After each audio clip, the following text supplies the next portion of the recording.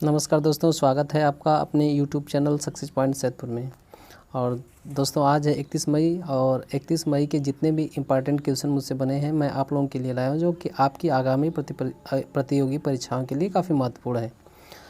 और 30 मई के current affair का सही क्वेश्चन का सही जवाब जो है श्रवण कुमार चौहान, ऋषिकांत चौहान, अनिरुद्ध वर्मा, युवराज यादव ने सही दिया है। आप लोगों को सक्सेस पॉइंट सैदपुर की तरफ से धन्यवाद।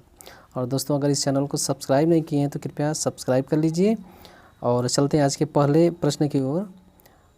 आज का पहला प्रश्न है, विश्व भूख दिवस कब मनाया जाता है? इस प्रश्न के 4 विकल्प हैं। पहला 27 मई, दूसरा 28 मई, तीसरा 29 मई और चौथा 30 मई। तो इसमें आपका जो विकल्प नंबर 2 यानी 28 मई है वह सही है। तो हम लोग इसके बारे में जान लेते हैं थोड़ा सा।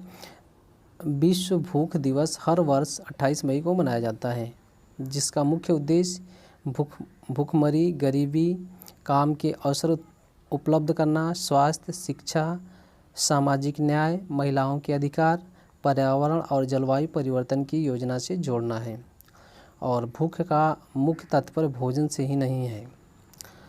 आज का अगला प्रश्न है, हाल ही में विश्व पाचन स्वास्थ्य दिवस कब मनाया गया है? इस प्रश्न के 4 विकल्प हैं। पहला 28 मई, दूसरा 29 मई, तीसरा 30 मई और चौथा 31 मई। तो इसमें आपका जो दूसरा विकल्प है 29 मई वह सही है। तो विश्व पाचन स्वास्थ्य दिवस हर वर्ष 29 मई को मनाया जाता है।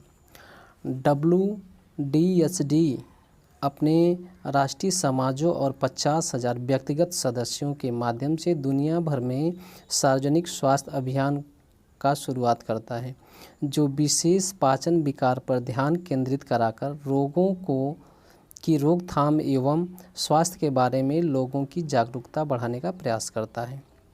दोस्तों अगर इस चैनल को सब्सक्राइब नहीं किए तो कृपया सब्सक्राइब कर लीजिए और लाइक, शेयर, कमेंट ज़रूर कीजिए तथा वीडियो को अंत तक देखिए, क्योंकि इसके जो महत्वपूर्ण क्वेश्चन है आपकी प्रतियोगी परीक्षाओं के लिए काफ़ी फ़ायदेमंद है।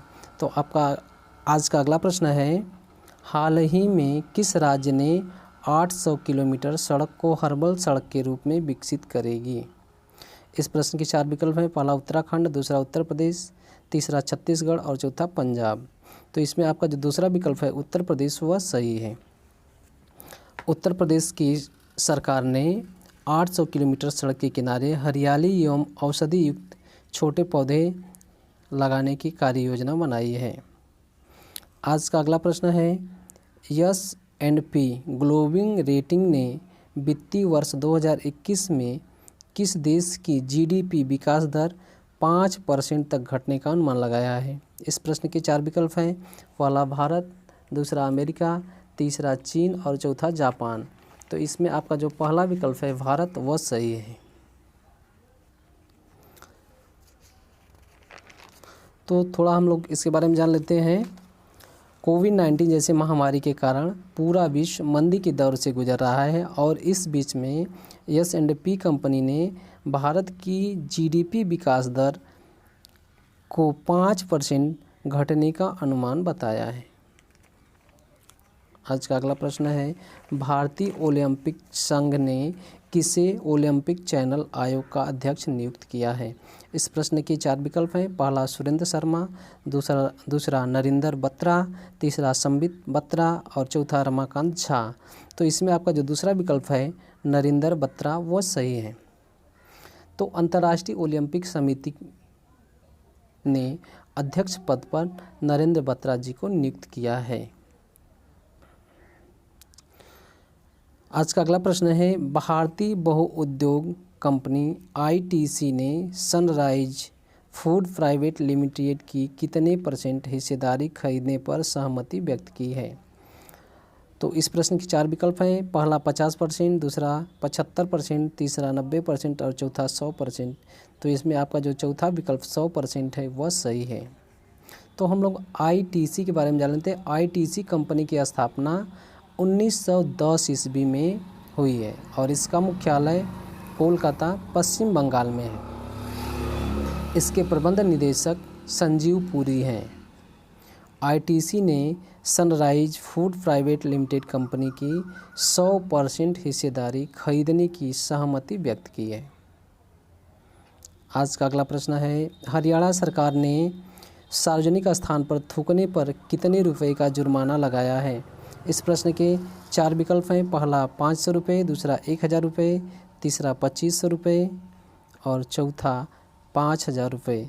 तो इसमें आपका जो पहला विकल्प है 500 रुपये वह सही है। तो हरियाणा के मुख्यमंत्री मनोहर लाल खट्टर ने कोविड-19 के वायरस संक्रमण को रोकने के लिए सार्वजनिक जगह पर थूकने पर प्रतिबंध लगाए। अगर कोई सार्वजनिक जगह पर थूकता है तो उस पर 500 रुपये के जुर्माने का प्रावधान किए हैं। आज का अगला प्रश्न है, हाल ही में किसे मैथिल वीरांगना की उपाधि से सम्मानित किया गया है? इस प्रश्न के 4 विकल्प हैं। पहला जय कुमार सिंह, दूसरा ज्योति कुमारी, तीसरा प्रतिष्ठा शर्मा और चौथा मुकेश कुमार। तो इसमें आपका जो दूसरा विकल्प है ज्योति कुमारी वह सही है।